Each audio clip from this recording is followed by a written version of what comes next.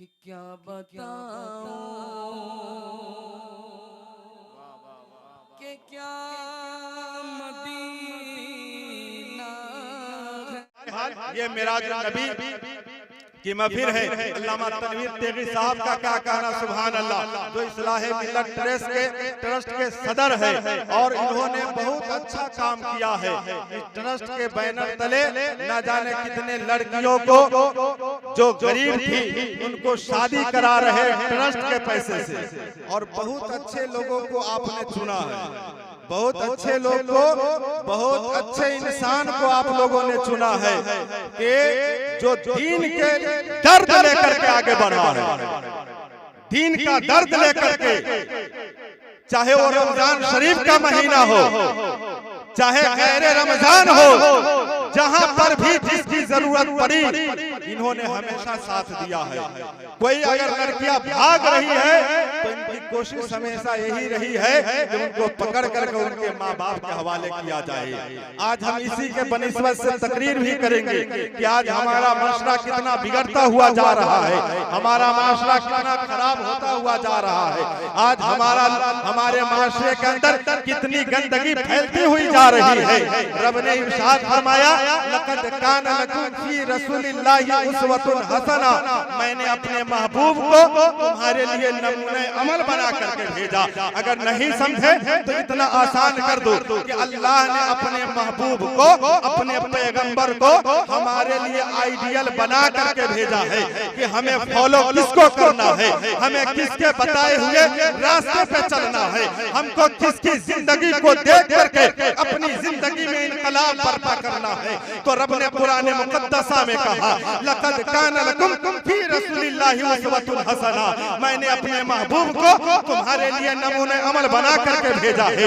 लेकिन आज हमारा माशरा इतना बिगड़ चुका है, चाहे वो किसी भी मजहब के मानने वाला हो, किसी भी मज़ाहिब से ताल्लुक रखने वाला हो, आज हमारा माशरा, आज हमारा समाज इतना बिगड़ता हुआ चला जा रहा है, इतना बिगड़ा हुआ जा रहा है कि कहने के लायक नहीं है कि आज बाप वहीं पर बैठा हुआ है, बेटी किसी गैर मर्द से बात कर रही होती है, माँ वहीं पर बैठी हुई है, बेटी किसी गैर मर्द से बात कर रही है।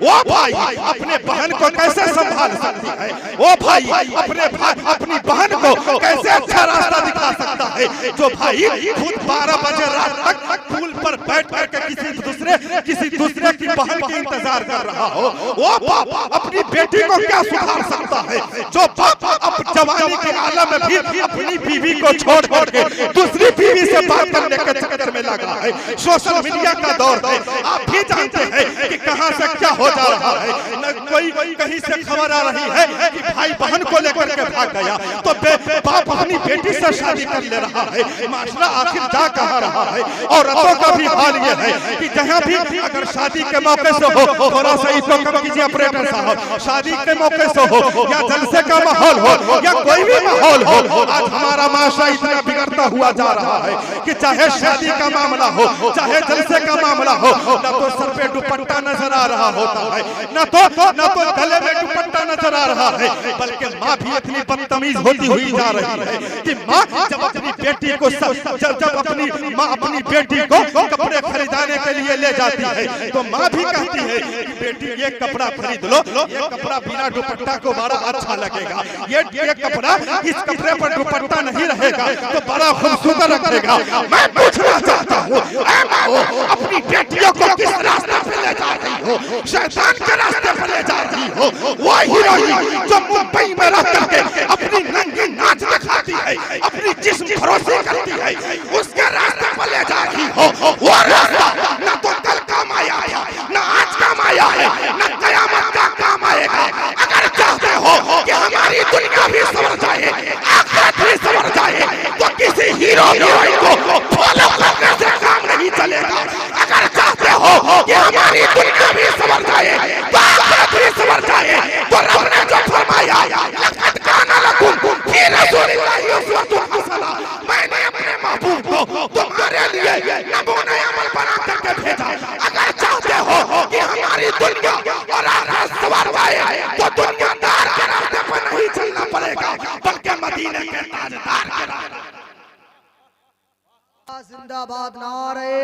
तकबीर, नारे रिसालत, तकरीबाते उनसे मुक़द्दस, जिंदाबाद जिंदाबाद। जब तक हम मदीने के पैगंबर के रास्ते पर नहीं चलेंगे, न हमारी दुनिया संवर सकती है, न आखिरत संवर सकती है।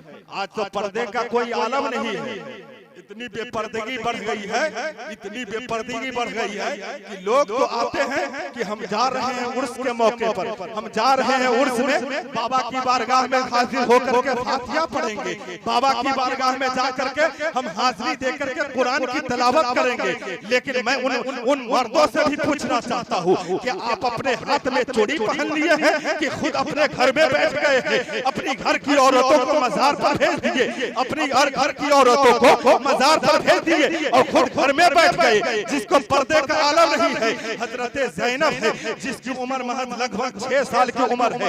हजरत ज़ैनब रज़ी अल्लाह ताला अन्हा कौन है?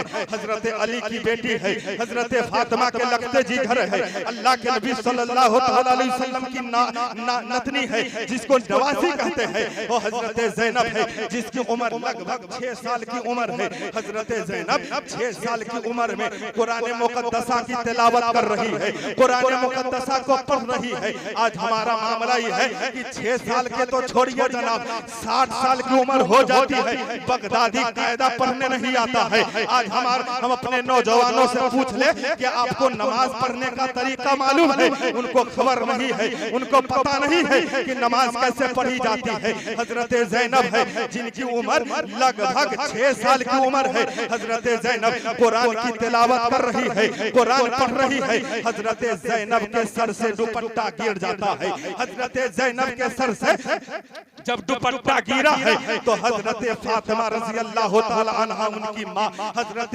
फातिमा दौड़ करके जाती है और दुपट्टा को उठा करके हजरत ज़ैनब के सर पर रख देती है। हजरत ज़ैनब प्यार भरे अंदाज में पूछती है, अम्मी जान, सर से जब दुपट्टा गिरता है तो क्या होता है? हजरत फातिमा फरमाती है, बेटी ज़ैनब, जब सर से दुपट्टा गिरता है ना, जब सर से दुपट्टा गिरता है तो तेरे नाना नाराज हो जाते हैं, तेरे नाना के दिल को ठेस पहुंचता है, तेरे नाना सख्त नाराज हो जाते हैं। हजरत ज़ैनब रोती है, इतनी रोई ज़ारों कतार रोने लगती है। हजरत फातिमा अपने सीने से लगा लेती है, फरमाती है, ज़ैनब मत रो, बस करो, अब ज्यादा मत रो। हजरत ज़ैनब ने कहा था, ऐ अम्मी जान, आज से ज़ैनब वादा करती है तो सर तो कट सकता है, लेकिन ज़ैनब के सर से दुपट्टा नहीं गिरेगा।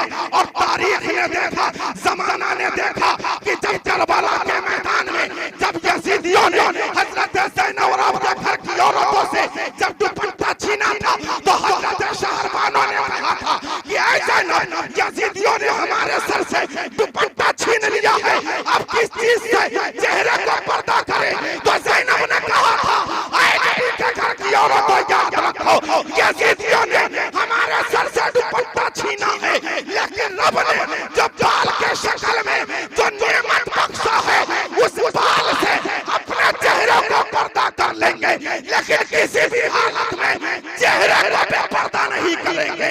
इसीलिए किसी ने कहा था कि शब्बीर के मकसद का निगाहबान है ज़ैनब, हर जुल्म पे एक फतह का ऐलान है ज़ैनब। और अभी जो मुसलमानों में पर्दे का चलन है, ये भी तेरी ज़्यादा ही एहसान है।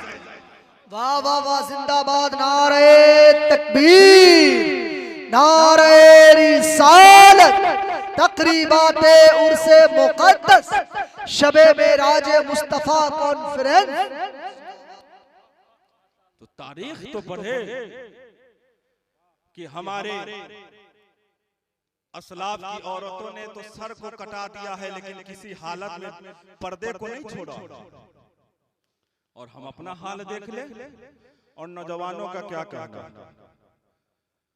वो नौजवान जो दूसरे लड़कियों के चक्कर में अपनी जिंदगी बर्बाद कर लेते हैं। आप हिस्ट्री उठा करके तो देखें,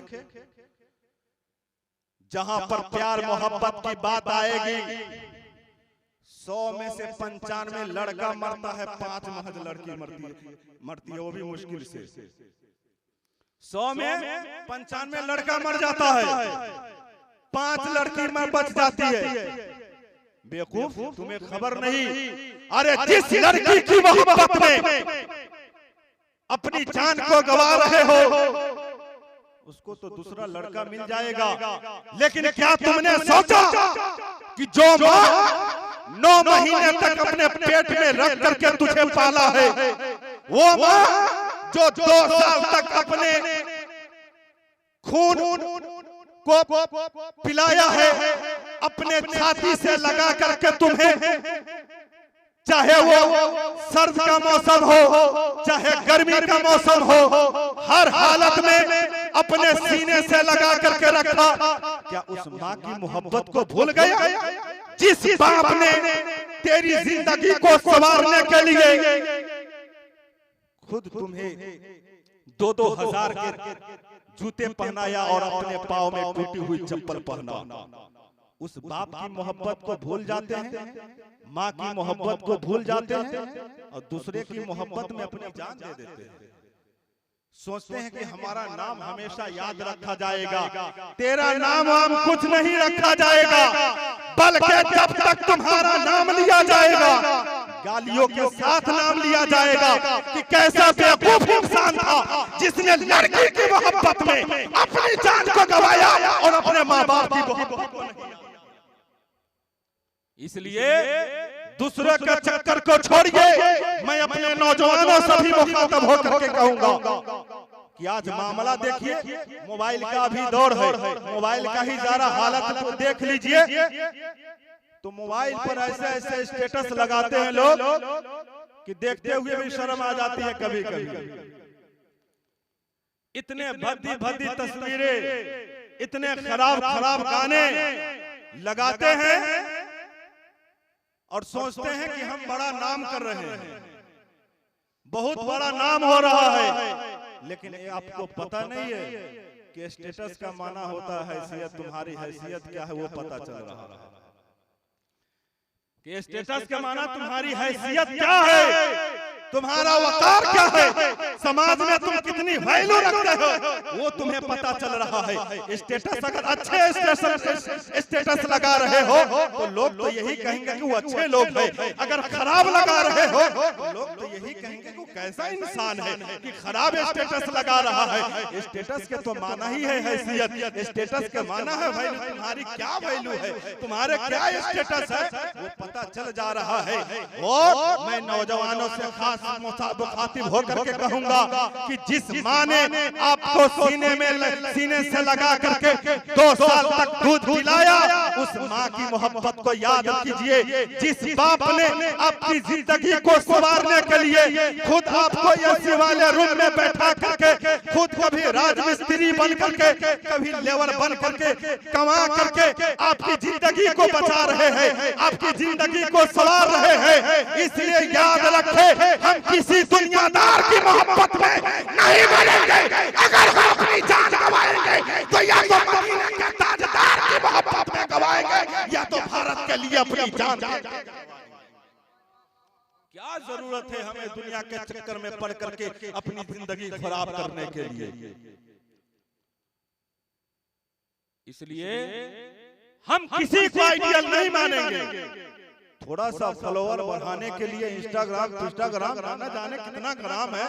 जब हम एक बार मोतिहारी से लौट रहे थे, लगभग 1 बज रहा था, जब हम मोतिहारी से लौट रहे थे उस वक्त नया ये पबजी आया था। हम देखे गर्मी का मौसम था, पुल पर एक नौजवान बैठा हुआ, गंजी और अंडरवियर पहने हुआ बैठा हुआ। हम 4 चक्का से थे, जैसे ही पुल पर चढ़ा स्लो हुई गाड़ी, देखे वो तो एकदम मोबाइल लिए हुआ, कर पकड़ मार धर। हम कहे यार ये पगला गया है क्या, हमको मालूम नहीं था कि गेम आया है। क्योंकि हम 2008 से मोबाइल चला रहे, लेकिन आज तक कभी भी हम अपने मोबाइल में गेम लोडिंग नहीं किए हैं। तो हम कहे यार ये पगला गया है क्या, ये रात में पकड़ धर कर रहा है। तो ड्राइवर ने कहा हजरत ये पगलाया नहीं है, ये पबजी खेल रहा है, ये पबजी में कह रहा पकड़ धर मार कर रहा है। हम कहे ये लीजिए 12 बजे रात में या तो चोर डकैत जागता है, या तो दीवाना जागता है, या तो अय्याश जागता है, लुच्चा लफंगा जागता है, लेकिन ये तो दीवाना मालूम नहीं चल रहा है। ये तो अपने गली का लुच्चा लफंगा मालूम चल रहा है कि पुल पर 12 बजे बैठ करके कह रहा है पकड़ पकड़ मार मार धर धर कर रहा है। इसलिए हम किसी दुनियादार को आइडियल नहीं मानेंगे। अगर कोई मुंबई के हीरो हीरोइन या किसी भी क्रिकेटर को अपना आइडियल मानेगा तो उसकी जिंदगी बर्बाद हो सकती है, और जो मदीने के ताजदार को अपना आइडियल मानेगा उसकी जिंदगी भी संवर जाएगी। क्योंकि पूरी दुनिया के लिए अल्लाह ने अपने महबूब को रहमतुल लिल आलमीन बना कर, और जब हम उर्स के महफिल में बैठे हैं तो यहाँ तो और अच्छा से बैठना चाहिए कि उलमा फरमाते हैं कि उलमा के नजदीक बैठो तो अपनी जबान को संभाल करके बैठो, और बुजुर्गों की बारगाह में बैठे तो अपने दिल को संभाल करके बैठो। क्योंकि जो बुजुर्ग होते हैं, जो बड़े धर्म गुरु होते हैं, उनको दिल को भी मालूम होता है कि उनके दिल में क्या चल रहा है, उनके दिल की कैफियत का मालूम चलता है। तभी तो हम किसी भी बुजुर्ग की बारगाह में जाते हैं तो बाअदब हाथ बांध करके खड़े रहते हैं कि कहीं बेअदबी न हो जाए। इसलिए हम ख्याल करें कि हमारी जिंदगी कैसे कटेगी, हमारी जिंदगी कैसे संवरेगी। तो एक ही तरीका है दुनिया और आखिरत को बचाने के लिए, दुनिया और आखिरत को खराब होने से बचाने के लिए, कि हम अपने महबूब को आइडियल मान लो। वो महबूब जिसने हमारे खातिर रात रात भर अल्लाह की बारगाह में रोते रहे, अपने गुनहगार उम्मतियों के लिए दुआएं मग़फ़िरत करते रहे। हम उस नबी की मोहब्बत को भूल गए, जो नबी हमारे खातिर ना जाने कितने जुल्म सितम के पहाड़ को बर्दाश्त किए। खुद एक जगह पर पैगंबर इस्लाम फरमाते हैं कि जितनी मुसीबतों का सामना मैंने बर्दाश्त किया है, कभी भी किसी पैगंबर ने उतनी मुसीबतों का सामना नहीं किया। तो वो पैगंबर जिसने हमारी खातिर ताइफ के बाजारों में पत्थर भी खाए, जिनके दुश्मनों ने रास्ते पर कांटे बिछा दिए, लेकिन इसके बावजूद आपने हमेशा आपने दुआएं दी है, कभी भी आपने बद्दुआ नहीं दिया। वो नबी पैदा होते ही हमारी मग़फ़िरत के लिए दुआ किए। हम उस नबी की मोहब्बत को भूल गए और दुनिया की मोहब्बत में पड़ गए। दिन रात इमाम साहब उलमा बताते रहते हैं कि ये रास्ता खराब है, ये रास्ता सही है, इस पे चलो। कोई दूसरा आकर के कह दे दुनियादार कि भाई ये रास्ता पे मत जाओ, ये रास्ता पे जाओ तो एक्सीडेंट हो जाएगा, इस रास्ते पे जाओगे तो चुड़ैल पकड़ लेगा, तो वो रास्ता छोड़ देगा। और उलमा दिन रात बताते हैं कि यार ये रास्ता जन्नत का है, ये रास्ता जहन्नम का है, वो रास्ता नहीं चलते। दिन रात हम लोग बताते रहते हैं कि ये रास्ता सही है, जिस रास्ते पर सरकार सुकही चला है उस रास्ते पे चलो, जिस रास्ते पर मसलक आला हज़रत फाज़िल बरेलवी ने चला है उस रास्ते पे चलो, जिस रास्ते पर मखदूम पाक ने चला है उस रास्ते पे चलो। लेकिन हम उस रास्ते को भूल जाते हैं, हम शैतान के रास्ते को चॉइस करते हैं, शैतान के रास्ते को मानते हैं। इसलिए शैतान के रास्ते के मानोगे तो हमारा कोई काम नहीं आएगा, मर जाओगे, कब्र पे के ऊपर 2 बन मिट्टी डाल करके चला आएगा, फिर बाद में कोई पूछने भी नहीं जाएगा कि तुम्हारा कब्र में क्या हाल है। आज हम इनके उर्स में क्यों आए हैं? इसलिए तो आए हैं कि इन्होंने पूरी जिंदगी अल्लाह से डर करके जिंदगी गुजारा, तभी तो पूरी दुनिया इनको याद कर रही है।